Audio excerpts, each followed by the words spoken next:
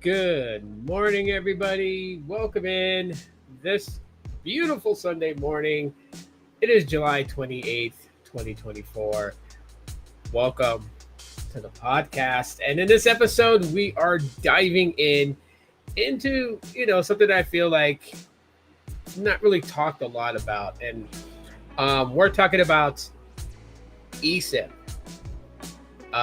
Also, we're going to be we're going to be going into a more deeper discussion about the new Boost mobile plans. All that in today's podcast episode, but let's get the formalities out of the way. Welcome, TJ. Welcome, Brian. Glad to have you guys here. And yeah, if y'all could do a solid, smash that like button so that way it helps the algorithm pick up on my podcast and my videos, and more people can discover them.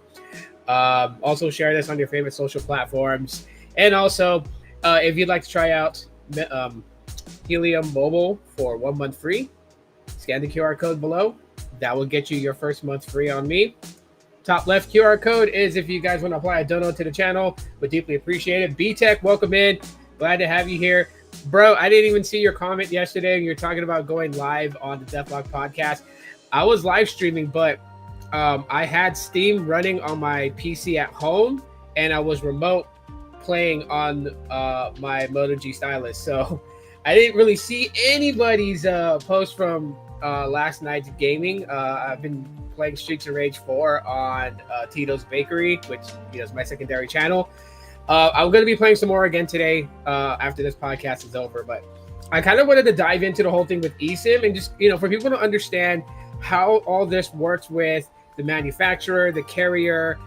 Some people think it's as easy as just snapping your fingers and making a phone like compatible for eSIM on the carrier. And there's a little complexity to that that I kind of wanted to share, so that way people have an understanding of how all this stuff works and have better expectations. TJ says, I've been having my iPhone and it's clearly on eSIM. I got this phone. It wasn't hard to have that or install it. You're right. And this is the reason why that Apple is more easier for carriers to basically set up on. Really what it boils down to the APIs for each model device given to the carrier for it to be provisioned on server sides from both sides in order for the phone to be compatible with eSIM. No, we can do a live. Probably, I want to say Thursday night. If you're good for that, B-Tech, we could do that. You're driving to work, man. You got to be safe, dude. So be careful as you're driving. Eyes on the road, hands at 10 and 2 o'clock, buddy. But anyways, yeah. So that's pretty much what like how all this works out. I did bring up some sites that I figured will be kind of helpful for those, pretty much to just kind of understand, read a little bit on this. These are just basically talking about eSIM and eSIM management, how all this works.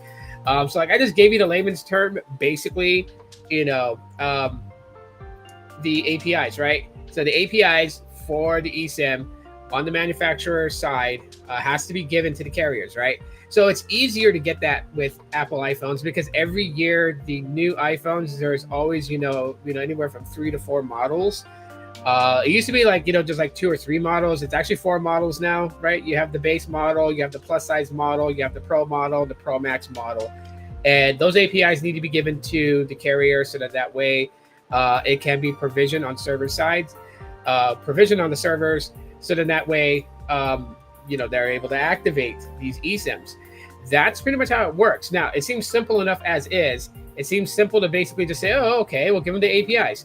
Well, when you kind of deep dive into a lot of this, you kind of start to like understand how things go. The simplicity of, having eSIM compatibility with carriers outside of the United States is actually easier than what the US makes it out to be. But there's also some stuff going on behind the scenes that people do need to kind of understand.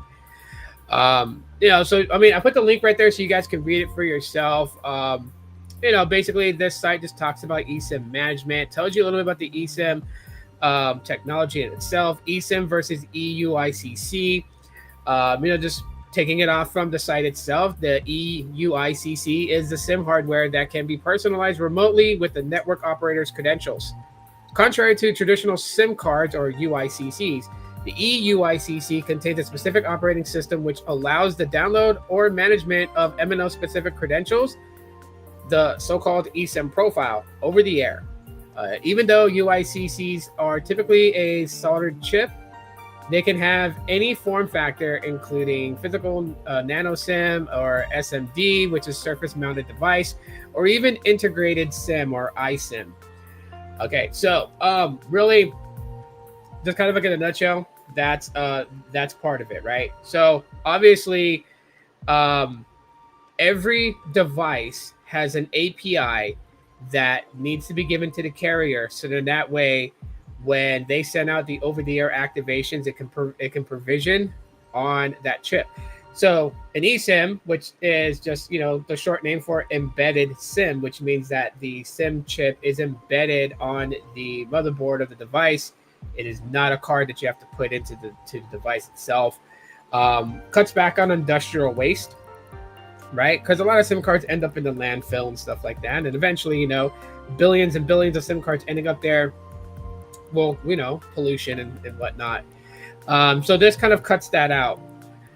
Now, every carrier needs to be able to provision, their network credentials onto that, and that eSIM card, the embedded SIM itself, can hold multiple profiles. So before, it used to just be one profile at a time on the eSIM. Later on down the road, it became where you can have DS. A DS, dual SIM, dual standby, where both SIMs would be running at the same time. However, data would be one or the other, and you can choose whether the data that you're connected to, if the eSIM in itself, if you're on like T-Mobile, if it's weak, they'll switch over to your secondary SIM on eSIM.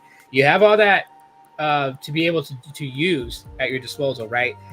We're now tapping into a vast different area, because future devices coming up here soon are going to start being what's called DSDA, dual SIM, dual active, which means that both SIMs will be fully active, both for phone calls and text messages and RCS messages and data, which is going to be crazy. The last couple of years with eSIM, some cards, I'm having trouble with that type of stuff. Gotcha, TJ. Anyhow,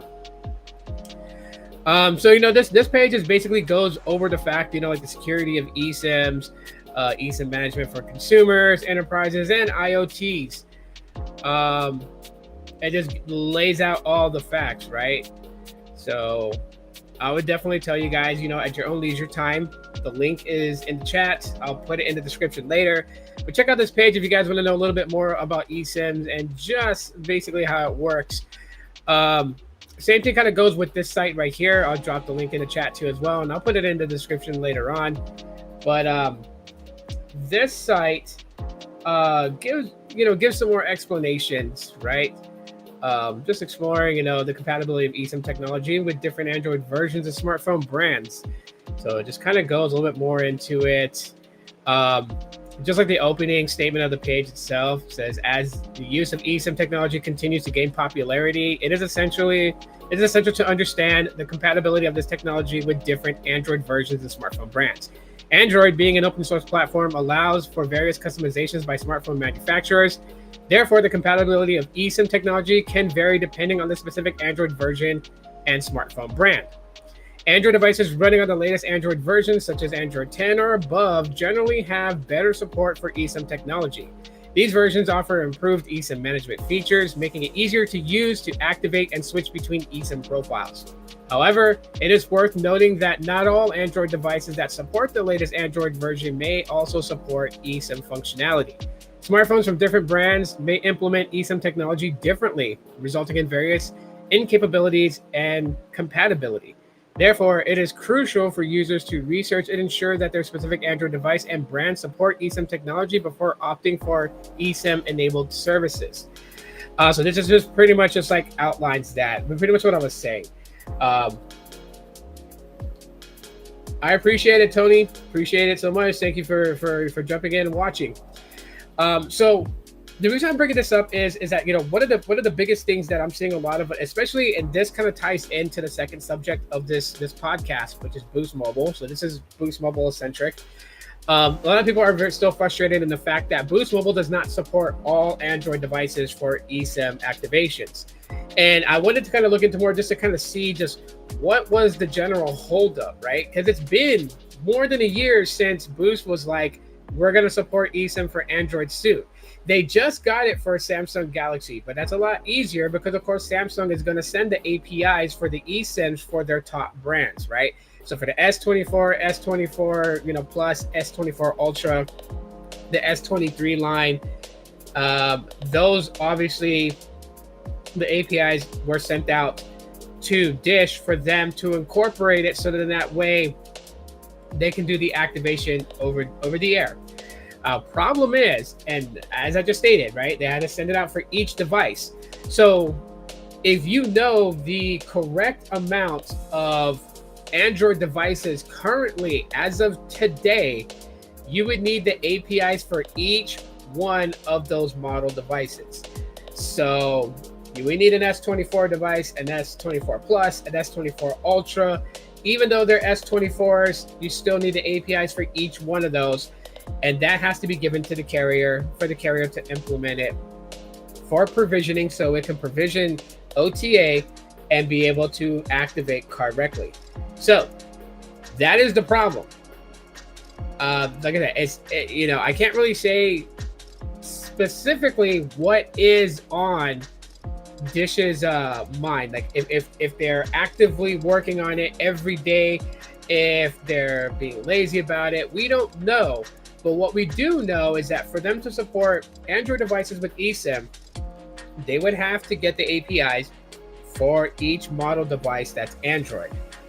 And then they would have to implement that. Of course, a server has to be set up with the manufacturer for the carrier in order for them to be able to provision and OTA update those embedded SIM cards on those devices that are eSIM compatible. So there's a lot behind the scenes that we don't really see. A mass amount of people's assumptions of how eSIM works, it's like it's a chip on the phone, beam a signal to it, you're connected. And I wish things were just as simple as that, but there's a little bit more into it. And so the reason that I'm talking about it is so that people understand what goes on behind the scenes, and in that way it will start to make a little bit more sense to them as to why a certain carrier will have a little bit of frustrations as far as getting eSIM configured from a specific Android device. Easier to do it for iPhones. There are only so many iPhones that you would need the APIs for, and Apple basically sends that out to all the carriers, so that way the carriers have them, and then they're on the server and they're able to go ahead and get these devices activated on eSIM. That is entirely easy to do on the Apple side. There's only a handful of devices, and then you got to factor in the iPads that are cellular connected, right? So you have Wi-Fi cellular iPads, so you just have to send the API for the eSIMs on those two as well. So it's not as easy as we all thought it was going to be. It's not that easy. No eSIM for Pixels for Boost? No, not yet. Not yet. There are only so many certified devices. To be quite honest, and really, it's just the Samsung Galaxy S24 series and the S23 series, I believe, are eSIM supported on Dish. Other Android devices, not yet. I don't know what the holdup is with Google, because Google pretty much, with eSIM compatibility for carriers, Google's pretty on top of it, the same as Apple is, as far as getting out the APIs for their smartphone devices eSIMs, for them to be able to make it compatible with these brands, so that way they can activate on eSIM. eSIM is pretty much like the direction that a lot of carriers really want to kind of push towards. A lot of consumers really like the convenience of it on two reasons. The biggest reason is security. Unlike physical SIM cards in a physical, in a physical SIM tray, that can be pulled out if you want to kind of just disrupt the connectivity of the device to a mobile network. Prevents people from being able to, I mean, if someone's gonna jack you for your phone, they're gonna rob you for your phone. Simple as that. That's inevitable. You can't avoid that. Um, what makes your chances of recovering your stolen phone better is with eSIM, because you cannot remove a physical SIM. And so I know most devices today, like Apple and Google, are starting to implement a feature in their devices where you can have like 0% battery, but there's still just enough juice to provide a signal via Bluetooth in order for a tracker to actually track your missing device. That's great and everything like that. That's great. But you also still kind of want the mobile connectivity too as well, to triangulate from cell towers, because yes, the things you see in movies about them tracking a phone and being able to triangulate the position of a phone based on the 3 closest towers to it, that's a real thing. Like, the carriers can actually see where your text message was sent from, the exact location area. They can see where the exact location was you made a phone call. So the greater the chances of the phone being recovered and found, the greater the chances of the person that robbed you for your phone being caught, because there's no physical SIM to pull out. Physical SIMs, what makes it easier with physical SIMs is that you just, the SIM is activated and you just pop it into your phone, right? And then service is working. Would I say it's faster? No. Of things that I've researched, like you can read on these sites, I put the links in the chat for you guys, and in other various places, as far as network connectivity, eSIMs have advanced than what it was back in 2020. So really, if you were to compare a physical SIM access to an eSIM access, there's not really much of a difference between them. They're gonna produce around the same speeds, depending on the type of modem that you have on your smartphone. That also plays a key factor into it too as well. There's a lot of key factors that goes into speed testing a network. Having 2 different phones is not a 100% true, accurate, fair comparison, because they use different modems. They have different antennas, and their signal connectivity from those antennas vary. Some devices have really top-notch antennas. It doesn't require a lot of power for it to maintain a connection to the closest tower that it is connected to, while other ones have a pretty weak antenna that can sap the hell out of your battery, just trying to maintain that connection. Because that's how your battery does a play with the SIM card in your device, or an eSIM.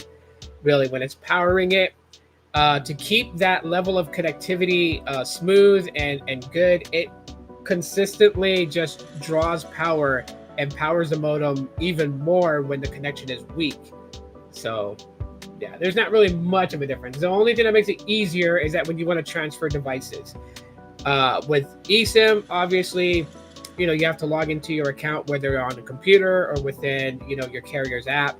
You would have to go through the process of an eSIM swap, and do all that stuff. And you got to make sure you're connected to Wi-Fi in order to download the eSIM profile onto your eSIM. Whereas on physical SIM, you just pop it in. But most carriers are switching away from that, just direct established connection by popping in your your physical SIM, and putting it in a different device.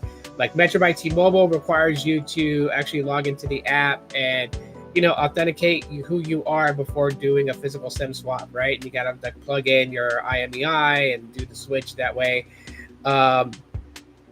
Other carriers are starting to adopt that, for physical SIM security. And that way someone doesn't just take your physical SIM and pop it into their phone and just start using it. Yeah, so very interesting stuff, but excuse me. Very interesting stuff, but just in basic layman's term, every Android device that has an embedded SIM card or eSIM, that manufacturer has to give the carriers the APIs for every model device that is eSIM compatible, for those carriers to be able to plug into their servers for provisioning over-the-air access and activation. That's why it takes a while. I'm just explaining. We don't know how good how good boost is on this, and if they're on top of it, or if they're just being minis or whatever. But hopefully, Dish gets it together and gets more Android devices supported on Boost Mobile, because there is a lot of people who are Android users and who would love to connect via eSim. eSim is, faster to get you up and running, right? Like if you guys use my promo code below and sign up for Helium Mobile, much faster to activate with eSIM than having to have a physical SIM card mailed to you. Just keep that in mind. Yes, Helium Mobile does do eSIM activations, both Android and iOS. And yes, Google Pixels are supported, as well as any other device that does have eSIM, that Helium Mobile can support it for eSIM activation. So there's still more to Boost Mobile's lack of it, and I dropped a video earlier this morning just kind of talking about it, and just expanding a little bit more into this, which is the next subject at hand. Speaking of the devil, Boost Mobile, and I kind of wanted to talk a little bit more about their plans, the $25, $50, and $60 plan. Just because there's a little weirdness to it, and just kind of wanted to go deep dive more into it. So Boost Mobile brand unification. It was a brand unification. They're not merging systems. They're not, taking parts of A and parts of B and putting it together as one company. No, all they did was just merge the brand name, right? So the postpaid side is no longer called Boost Infinite. Boost Mobile is not just prepaid anymore. It's postpaid. It's all one brand.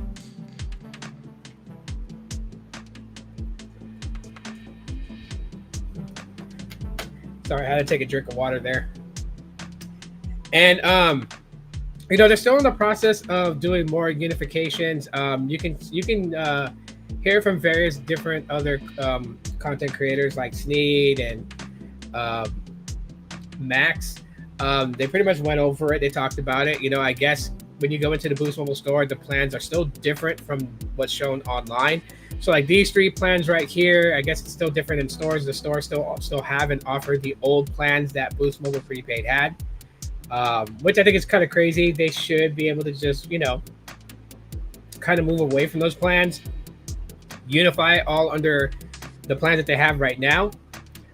And like I said, to those people that, did, kind of want to debate me on this when I said that, yes, the $25 unlimited was going to stay, but I guarantee they were going to push people to more expensive plans once they release expensive plans. And people were like, no, they're going to stay on 25.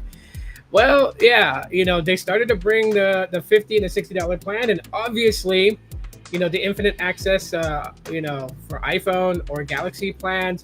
And then, of course, the older Unlimited Plus on Boost Infinite was just a testing phase to see how people took to it. Now, obviously, with the Unlimited Plus plan at $50 on Boost Mobile, it's no longer giving you, an iPhone 14 on them or whatever, right? But you do have phones that you can upgrade to at a discounted price based upon the plans that you have. And obviously, they're making it pretty much known that if you want one of the top phones, you're going to have to go with the unlimited premium $60 plan, right? Same as Metro Flex. This is one of the things I didn't like about the Metro Flex change. The Metro Flex, basically, depending on what plan you are on, is what type of discounts you'll get. They're going around with their campaign talking about new customers and old customers get the same deals on devices. But you also force them onto the most expensive plan. And Boost Mobile is no different. They followed in the footsteps of Metro. So with the unlimited premium plan, one thing that you will be able to see is the types of phones. So the types of phones right here that you are able to get. You have to be on the $60 plan in order to get the deal savings on an iPhone 12, iPhone 11, the Moto Razr, the Galaxy A35, and all of the Unlimited Plus phones. So these phones right here are just with a $60 plan. But then if you go into the $50, $50 plan, you get savings on the Solero 5Gs, the Galaxy A15, A25, Moto G 5G, Moto G Stylus 5G 2024, Motorola Edge 2023, and the Motorola Edge Plus 2023. So you get savings on that if you go with the unlimited plus $50 plan. But if you go with the $60 plan, you get the deals on all these devices mentioned here in the unlimited plus. Also, the iPhone 12, iPhone 11, Moto Razr, Galaxy A35, you get deals on those. So you'll want to keep that in mind. The more premium devices, you have to go with the most expensive plan, which is $60. It is, basically confirmed out that these two plans are prepaid. So the limited plus $50, the limited premium $60 are considered prepaid. The unlimited infinite access is considered postpaid. So,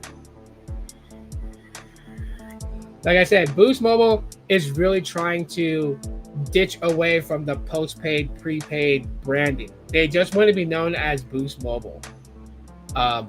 Weird, because the whole postpaid, prepaid monikers represent how you pay your bill, right? Obviously, prepaid, you pay before you use it, and postpaid, you pay for the services after you use it. That's the only real difference between them. I mean, I don't know.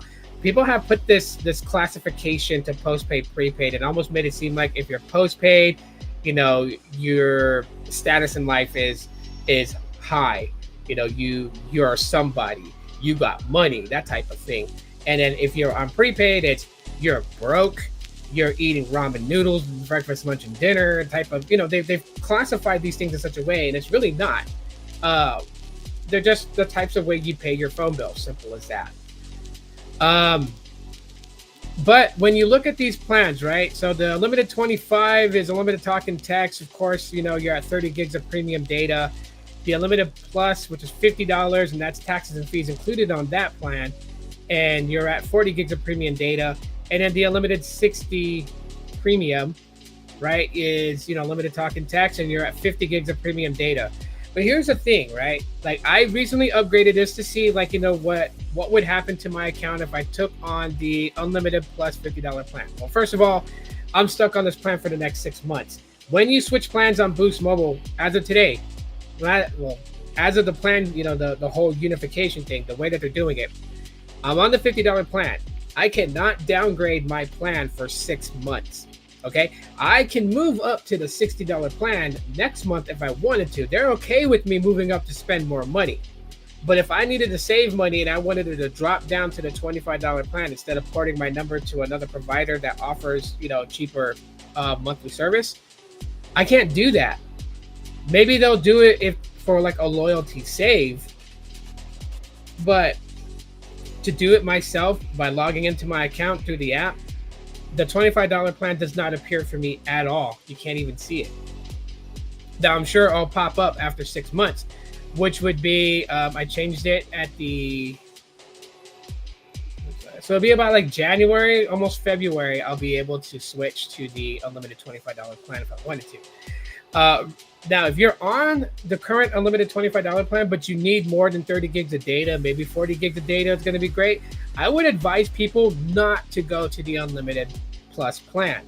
And the reason why is it's $25 a month. Taxes and fees are not included with the unlimited $25 plan. However, taxes and fees are not as much as it is on other carriers like, Google Fi, to name an example. It's a couple of dollars to less than $2 in taxes and fees when you have the unlimited $25 plan.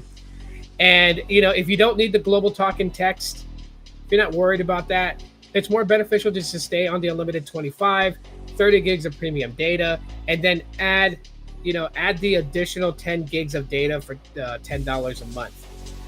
So that would boost your plan up to $35 a month, which is $15 cheaper than the unlimited plus. And you'll get the 40 gigs of premium data monthly because you got that extra data added, right? It used to be called Speed Pass. Now it's called high speed data. That's what it's just called now. And it's just 10 extra gigs. So if you're on this plan and you're like, well, I use about 33 gigs to 35 gigs in the month, so maybe I should move up to the unlimited plus. There's no reason to. You don't need to. Stay on the 25. My advice, stay on the 25 and then add the high speed, the extra 10 gigs of high speed data. And then you'll be at 40 gigs of premium data for $35 a month, saving you $15 from the unlimited plus monthly plan. Okay. Going from, like, if you need 50 gigs of data, yeah, your only option is to move up to the unlimited premium $60 plan. For those that's on the infinite access plan, $65 a month. For these plans, you get an upgrade device every year. You don't need to trade in the device for it. The biggest caveat that I see about this, because this is, this right here is that's their bread and butter. Boost Mobile is banking on these two plans to draw in customers. Yep. This draws in customers for them. So, one thing I don't understand with Boost Mobile is, yes, you're getting all the bells and whistles with the infinite access plans, right? So, you're getting the unlimited talk and text. You're getting up to $830 device savings, right? You buy now, pay later. It's postpaid. You have annual upgrades included in this, and global talks and text and North America Connect, right? So you're getting all the bells and whistles with the infinite access plans. The only thing that I think is very stupid of Dish to do is you go $60, you get $430 device savings. Of course, you're going to be paying a little bit more for a phone unless you bring your own device. But it's $60 a month. It's flat rate, no taxes and fees because they're included in the $60 price already. You get the same thing as infinite access, the global talk and text, North America Connect. You get 50 gigabytes of premium data for $60. If I am a person who's money conscious and I'm looking at these two offers, right? The unlimited premium and the infinite access plan, why would I go for the infinite access plan when it's only going to give me 30 gigs of premium data? This does not make sense to me. And I don't see how it's going to make sense. Recently, Boost is pushing the fact that they're going to start pushing out more people to connect on their native Boost 5G network, right? And when you're on the native Boost 5G network, there is no hard throttle cap. Okay, so you're not limited to this 30 gigs premium or 50 gigs premium, 40 gigs premium. If you happen to be connected to Dish's 5G network constantly, right? Say your whole city is covered and you never drop to AT&T's network for additional coverage, then you don't have to worry about these limited premium speeds, because on Dish they give it to you. Video playback is unthrottled. It's not slowed down. It's not capped to 480p video playback. You can go 4K. Dish will allow you to do it. But in areas where Dish has not built out their network, we're reliant on the AT&T and T-Mobile side of things, soon to be AT&T only, as it looks like Boost is finessing its way to get away from T-Mobile. And I understand why Boost would do that. It is what it is on that, but yeah. So the only people that benefit really from Boost Mobile are those that's connected to the Boost 5G network, their native 5G network. If you are connected to that, then you don't have to worry about these set limited premium data accesses. For those that's on the AT&T network access or T-Mobile network access, of course, we have to worry about it. And I throw myself in there because my phone lines are assigned to the AT&T network. It says here in my city and according to my zip code that I am in Boost 5G network range to connect. So if I did get a rainbow SIM, I should be able to connect to the Dish, the Dish network fine. Problem is that anytime that I add a line, it's going to put me and assign me onto AT&T. So I'm probably in one of those areas where Boost 5G network is available. But if I was to be on that network, I would have the same issues that other have talked about on my group page that have made mention about cellular connectivity sucks. Phone calls are very choppy and drop calls and all that stuff. I would probably be one of those customers affected in that way, which is probably why the system just keeps me assigned to the AT&T network anytime I want to add a new line to my account. So with that being said, I'm on the AT&T side, so I do have to pay attention to the network limitations that Boost is offering on these plans. I just don't understand the ridiculousness of this right here, doing at 30 gigs. The infinite access plan should be, equivalent or identical to the unlimited premium, and the only real differences that you would have is the $830 device savings with the iPhone version, or with the Galaxy version, $800 device savings. That would be one of the differences that could warrant the $65 price. Plus,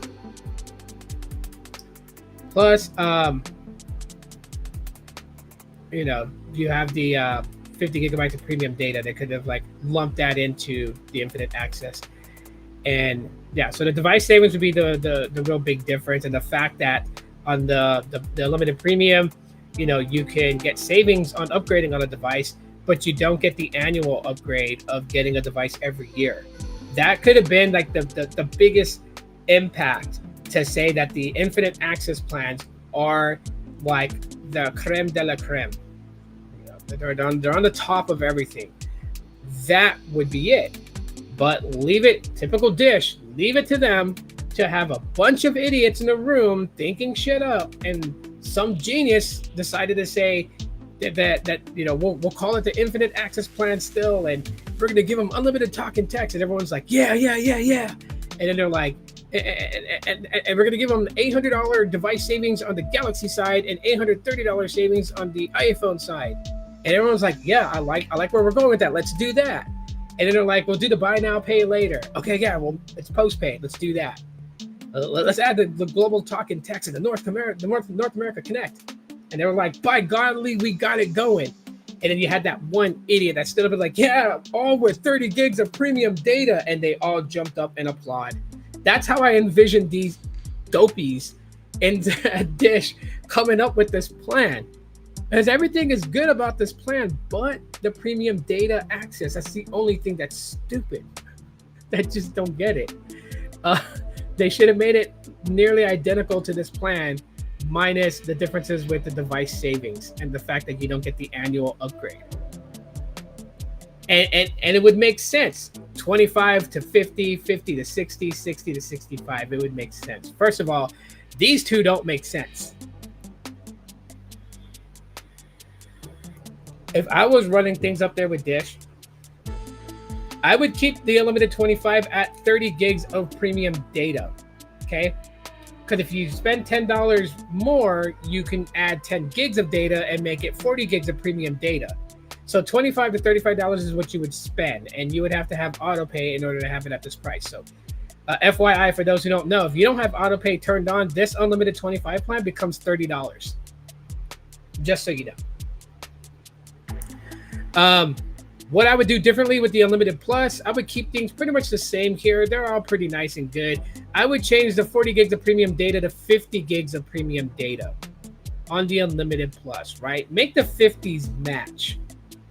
And then for $60 a month, I would hit the Unlimited Premium with 100 gigabytes of premium data access. Make it a competition for US Mobile. And to me, that makes more sense. You'll have a 30 to a 40 gig option with the unlimited 25, 50 gigs of premium data on the 50, 100 gigs of data on the 60. And then, do 100 gigs on the infinite access plans. And make it to where you feel good as a customer signing up for these plans. You feel like you're getting a lot of bang for your buck. And that's how you please the community. Of course, with these two plans, they are not subject to the same thing as these plans when it comes to device unlocking. Sorry, I gotta side with the business people on this, but if you're holding on to an iPhone 15 or a Galaxy S24 on the annual upgrade on the infinite access plans, your device is not eligible to be SIM unlocked after 60 days. Sorry if the FCC wants to demand that. I don't agree with them on that. I do agree that if you get $430 off a device that you upgrade to with the unlimited premium, you use that 430 device savings. I do agree that after you buy your device, after 60 days, your phone should be network unlocked. Because in that instance, you got savings for being a customer on Boost Mobile. But if Boost Mobile is not what works out for you, you should be able to freely move to another carrier that you want to. And since you bought the phone is yours, right? Only on devices that are leased would I say that the network unlock shouldn't be allowed. Because if you want to know in layman's term what these two plans are when they talk about annual upgrades, let me just put in layman's term. These phones you're getting, the iPhone 15, the Galaxy S24, they're not your phone. They're not your phone. You're paying monthly to use them. And then when it's time to upgrade with the newer versions of the Galaxy, they send you a new Galaxy. You get to send back the one you were using. Simple as that. TJ says, or that $60 plan, have it where it's all access, but when they travel, the data they have the stream quality at 1080p instead of 4K. Yeah, there's always some cool configurations to that. So yes, these new plans, they're a little weird, but it's okay. They got time to see how these work out and eventually change if they have to make any changes. And again, Boost Mobile / Dish. If you guys ever come across this and you guys hear this part, trust me, you're going to get a better reaction from people when you move the Unlimited Plus $50 plan up to 50 gigabytes of premium data instead of 40, and move the Unlimited Premium up to 100 gigs of premium data instead of at 50. Bump those up a little bit more, because this Unlimited Plus for $50 does not make sense with this. And I know people will be like, but you get the global talk and text, and you get, you get the device savings, and you get hotspot. Okay, you get those things. I get it. Some people don't give a shit about upgrading because they like to buy their devices unlocked. And some people don't care about the global talk and text because they don't talk and text to anyone outside the US. Right? The monthly taxes included is a nice touch. Hotspot is nice to have, but not everybody uses hotspot. So where is the value in the $50 plan? There really isn't. There's really not. Anyways, I don't want to hold you guys up any longer. These are just things that I wanted to talk about. And if you're jumping in now at the end of the podcast, check out the beginning of the podcast to get all that info on eSIMs and how all this stuff works between manufacturer and carrier.